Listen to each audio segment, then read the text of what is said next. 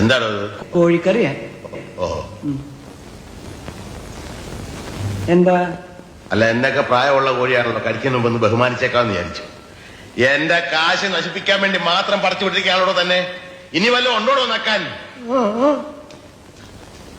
തന്നെ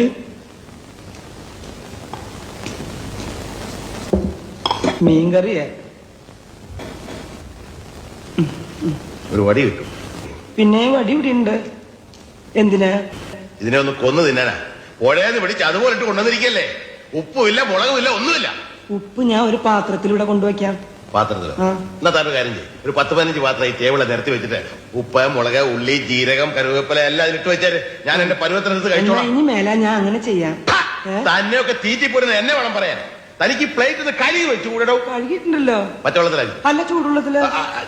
ആരും ചൂടുള്ളത് കഴിയാം. ഞാൻ ഒരു സത്യം പറയാം, ഞാൻ പച്ചവെള്ളത്തില കഴിയുന്നു.